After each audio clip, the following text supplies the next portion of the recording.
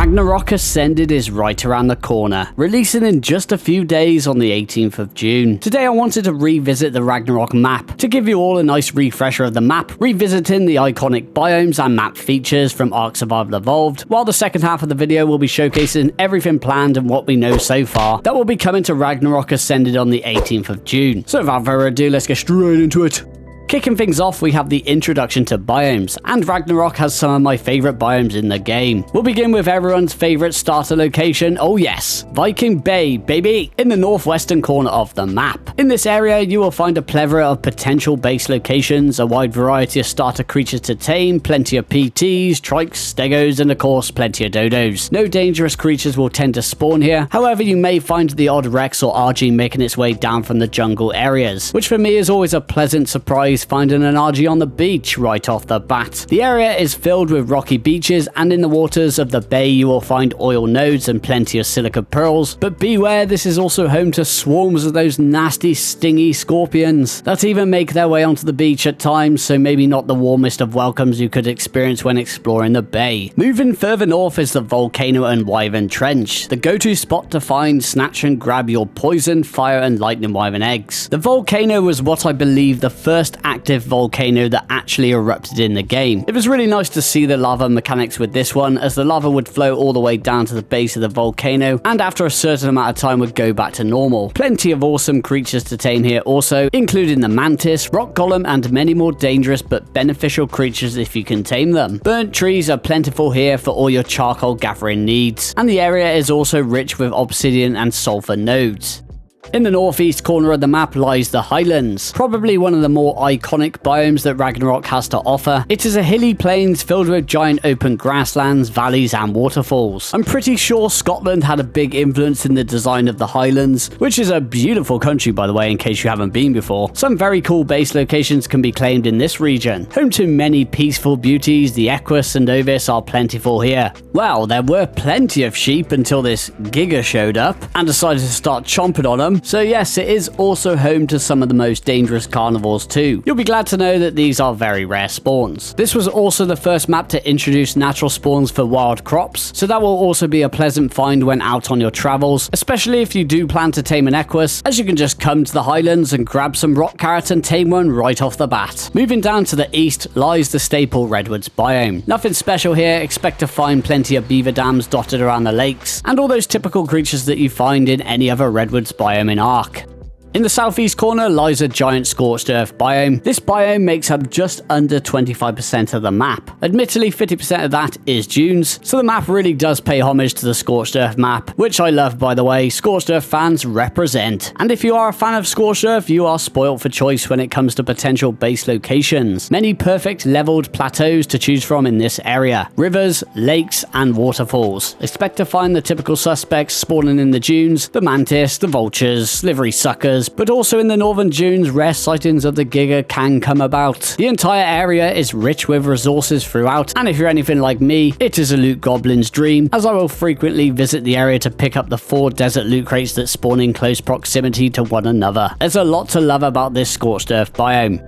In the west we have the swamp, which is my favourite swamp biome in the game, packed with some more unique features that other swamps do not present. Visibility is much better in this swamp, and you will also stumble across some very nice ruins that can potentially make for a great base location. Plus you may come across Shrek's cute little shack. Will it all remain or will it be removed? This remains to be seen. What I love most about this swamp is that it is split into 2 different types. Moving further south you'll come across this area known as the Dark Waters. Unlike other swamps, this region is not covered by trees. Instead, it consists of tiny islands made of sand or rocks with shallow water throughout. You can actually spot the dangers clearly now the trees have gone, which is something you gotta love in the swamp, because you can never see what's coming at you. Moving directly inland east from the swamp, you will come across large sandy cliff faces and a canyon that gets gradually larger the further you head in. Following the river will lead you to Central Canyon. Oh man, what a beautiful biome this one is. So picturesque. I might even call this one of my favourite biomes in the entire game. Within the rivers running below, the waterfalls crashing down, and the high rocks and cliffs stationed throughout, you will easily find a plethora of potential base locations. Almost at every peak of each rock pillar, you will find tons of metal. This was my go-to spot in ASC for farming metal. In the area, you'll find a wide variety of wildlife, and well, if you're a fan of Spinos, it's probably the best location in the game to find yourself some high levels, as they are extremely common in the rivers below. And I'm going to close out the biome section with the furthest central biome, which is known as the Murder Snow. Another one of my favorite biomes in the game, not due to the detail of it, but due to the ridiculously cold temperature. And in my opinion will be the only official biome in the game that properly represents a freezing cold snow biome. Something most snow biomes in the game do not capture perfectly. Most snow biomes will fail to reach -10 degrees. However, the Murder Snow can range anywhere from -30 to a whopping -80 degrees. It's an absolute monster of a biome. I would always be scared to traverse over this region. Even if I was wearing a full set of fur gear, you do need to be very well prepared if exploring this area, which I love, by the way. There aren't many biomes in the game that make me fear death due to the elements, but this will be the first one in Ark Survival Ascended. Unless they completely change it, of course. I hope they don't. I'm really looking forward to seeing more interesting POIs be added to the Murder Snow. For example, I could probably guess that 90% of people only venture here when looking for a fertilized ice wyvern egg, which is a subject I did want to bring up, as I really hope that they improve the nest spawns for the ice wyverns. It's almost impossible to find any eggs spawning in the nests in Ark Survival Evolved. But as you may have guessed, I'm really excited to see how much this area changes, and I hope they just make it better if anything. Moving on to some iconic POIs that you may want to pay a visit during your time exploring Ragnarok. Beginning with the iconic Castle of the Swamp. Swarms of Aranios, Onyx, and Scorpions will spawn throughout, and can spawn up to a whopping level 500 by default. Stairs can be found inside the castle, allowing you to ascend or descend as you please. Fully descended to the bottom of the castle will lead you to a pathway through to the Carnivorous Caverns, which is a dark and dangerous artifact cave, which holds both the artifact of the Cunning and Immune. And moving to the northeast, we have the Causeway of the Ancients, with the lighthouse in the background. Man, I love this area. I've always wanted to build here, but sadly it is a bit of a mission to find nearby resources, which always put me off a little. So who knows, maybe this area will change in the remaster, hopefully for the better. But I still love the look of the area. It's a beautiful location.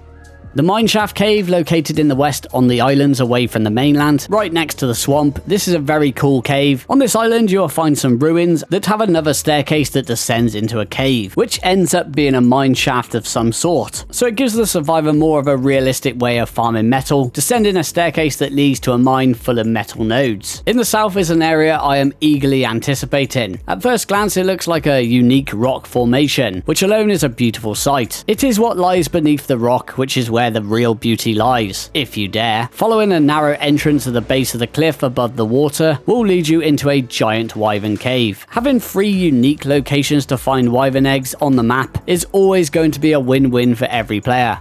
Also, making your way slightly further inland from the Wyvern Cave, you'll find this abandoned museum of some sort. I don't know what it is exactly, but this has always been one of the more interesting ruins in the game. A very mysterious yet fascinating place to come across on your travels. They really need to put more things like this in the game if possible. It really is awesome. While exploring this ruin, you'll find many statues. One of a man battling it out with a ferocious raptor, and a statue of a man having a right blast charging into battle on what appears to be a dire bear. A water fountain, featuring a few compies stopping by for a cheeky swig of that sweet, sweet H2O. Another room with a statue of a woman running next to a direwolf with a bunch of names printed on the walls. A row of dodos on the window frame, looking like they've had a little too much to drink. Bless their little souls. I feel like I should know what this place is, but sadly I don't, so I can just showcase it in all its glory instead. Whatever this place is, I really hope it will be included in the remaster.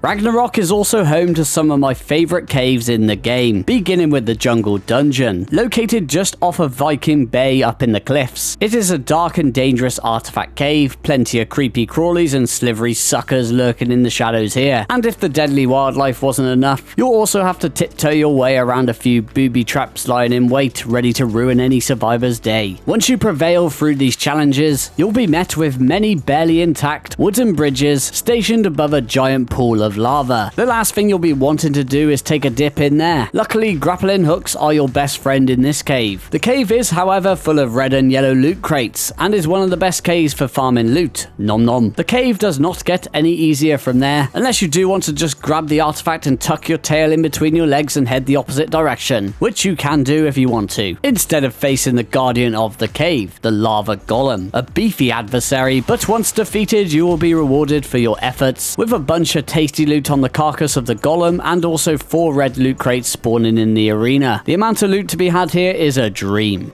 Moving to the opposite side of the spectrum, we have the Frozen Dungeon, located in the snow biome right above the cliffs of Viking Bay. An extremely cold cave, so once again you will need to prepare accordingly. Once heading in, you will be met with a giant ice cavern, which comes before the main cave entrance. Here you can usually find around 4 blue and yellow loot crates, lovely jubbly. So a bit of free loot before you head on into the main cave, while also navigating your way around the dire bear inhabitants that spawn up to what I believe is level 300. So yeah, they will chew you a new one if you are not careful. Heading inside the main cave, you will be met with long icy tunnels that seem to have no end. Speaking of ends, you best be prepared to fight the mini iceworms that spring out of the ground, ready to ambush you around every corner. Once again, a nice variety of red and yellow loot crates spawning throughout, so you will be rewarded for your efforts here too. Reaching the end of the tunnels will have you drop down to the bottom of the waterfall, where you will meet your destiny and face the giant iceworm queen guardian of the cave. And once killing her, you will be rewarded with 3 more red loot crates that spawn in the arena, where you can then retrieve the artifact. How cool is this artifact room though? It's just like something out of the Alien films, with an incapacitated Giga which is seemingly clinging on for its life. Who knows what's happened here? Honestly, Ragnarok has and always will be one of the coolest maps in terms of design. I believe it is the perfect non-story map, and for me, not many maps come close to it.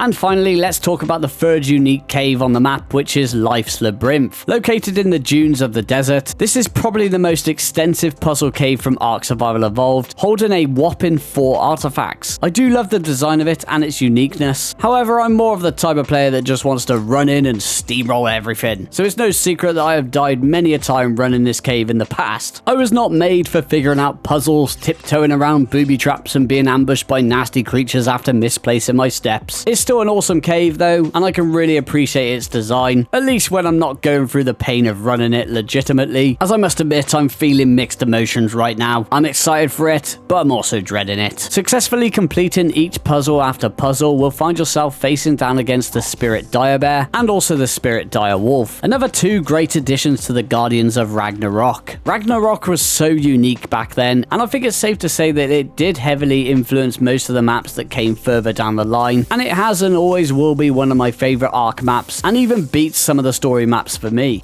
Running all of these challenging caves will lead you to the end of the road, teleporting you into Ragnarok's unique boss arena, where you will then have to fight both the Manticore and the Dragon. One of the cooler arenas in Ark, and probably one of the larger arenas too. I'm really looking forward to seeing how this changes in the remaster. Returning map exclusive creatures will of course be the much loved Griffin, well known for its speed, agility, and fighting capabilities. This might be the creature I am most hyped for since Ark Survival Ascended released in October 2023. And of course, the Ice Wyvern, which we touched up on briefly in the Murder Snow section. Personally, I'd say it's the coolest looking Wyvern out of the 4. Not my favorite though, as it's probably the weakest, but I don't even care. I just love the look of them. That also just about wraps up the Ragnarok map in a nutshell. It's now time to show you everything new coming to Ragnarok Ascended. Firstly, I did want to point out that Wildcard did announce that they are thrilled to be working alongside the original creators of Ragnarok. They also did go on to say this in the most recent community crunch from just a few days back. The team has been heads down putting in the work to bring this fan favorite map to life, with a complete top to bottom redesign. Ragnarok Ascended goes beyond a return of a remaster, it's a full scale revival, and according to them is Studio Wildcard's best work to date. Behind the scenes has been a whirlwind of polish and final touches as we prep for the rollout. We know how much Ragnarok means to many of you, and we can't wait to welcome you back to its rugged peaks, burning sands, and everything in between. Hearing this honestly fills me with so much joy and comfort, knowing that the OGs that created this masterpiece of a map have played a massive part in its development for Ark Survival Ascended. I really do feel reassured that Ragnarok will be everything we hoped for, and all my days I'm so excited, and I just can't hide it. And I must admit I have not been this hyped in a very long time. This leads us on perfectly to the Griffin, as announced in the community crunch just a few weeks ago, with photo evidence of a mama Griffin in all its glory taking care of its baby. Oh yes, breedable Griffins will now be a thing, finally coming to the game after so many years. They've been fast, fierce, and a fan favourite for years, and they're excited to grant a long-standing community wish. I know there's a few people out there concerned about this change, and how it will affect the Griffin stats as a whole. I do understand the concerns, but damn, I'm hyped to see breedable Griffins to finally come to the game. I honestly can't wait. Moving on to the new giant bison, a creature I'm also really looking forward to. It fits the theme of Ragnarok perfectly and will be a great addition to the map. Stampeding its way into Ragnarok with a whole lot of fluff and zero chill is the Bison, your horned heavyweight champion of headbutts and Highland havoc, which indicates it will probably be spawning in the Highlands. And as stated in the dossier, just make sure to enjoy the local bison at a distance. If you've brought along anything as big as an Allosaurus, they will become aggressively territorial around larger predators. Once provoked, it appears the giant bison will never back down from a fight. However, all that extra bulk makes the bison especially difficult to knock out, which tells me they aren't going to be a simple knockout tame, unfortunately. I can't even remember the last time we saw a new creature that came to the game just be a knockout tame. Kinda miss it actually. Not only do they seemingly love a good scrap, a tamed mama is said to come in extremely handy for its utility. As long as she's nursing, that milk is extremely nutritious and actually pairs well with some of the more interesting recipes survivors have concocted. Any nearby baby creature will want some, even baby wyverns treat it like their own, which will be pretty game changing when it comes to feeding wyvern babies. Originally, Wildcard did announce that a new fantastic tame will come with the release of Ragnarok. These are standalone paid DLC creatures that typically cost around $5 US. You either love them or you hate them. So far we've had the Pyromane, which released alongside the center map, and the Dreadmare, which released alongside the Fear Ascended event. However, after viewing the most recent community crunch, there was zero mention of a fantastic tame at all, so maybe we won't see one after all. Either way, I'm not going to lose any sleep over it. It either comes on the day or it doesn't, and that's fine with me. I do have to give Ras a big shout out for allowing me to use some of his footage from his news videos. He is an absolute legend, and this is the most interesting piece of info I have seen on the map yet. And yes, they are remaking and adding new features to the map it seems, which is awesome news. I do believe it was the Sausage who sent him the info, so shout out to them too. But it does show that the West Swamp appears to be moving further out to sea, bridging a large gap between it and the Central Canyon. More islands being added in the south, and most notably a new large landmass which will be around the Redwoods and the Red Obelisk area, so who knows what that could be. Maybe they're moving the Red Obelisk to its own island, who knows. And a giant new island which appears to be opposite the Highlands. Man, there is so much to look forward to, and it's almost time to enjoy it. Hopefully, fingers crossed for no delays. And to close out the Ragnarok showcase, I did want to quickly mention that with the release of Ragnarok, pre-orders will now be available for the new Lost Colony map, slated to release in November this year, and it does state that all purchases for this will immediately unlock exclusive Lost Colony gameplay content, and that the details of those features will be revealed on Ragnarok's release day. I do kind of get the feeling that it's going to be the skill trees that Ras showcased in one of his news videos a few weeks back when diving into the dev kit. Might be a bit of a long shot to assume that, but knowing them, it's bound to be something very advantageous to anyone who purchases the map early, so that they can guarantee that they're going to make some more money out of us. Or maybe it will just be something as simple as Lost Colony skins. Who knows, but I guess we'll find out in just a few days. And that is going to be the end of the video. Let me know in the comments of what you're looking forward to the most with the Ragnarok release, and if you enjoyed the video or found it helpful in any way, please don't forget to like, comment, share and subscribe for more. It is the calm before the storm, and I'm preparing for a mass grinding of Ragnarok video guides, so I hope to catch you all in the next one. Take care, goodbye.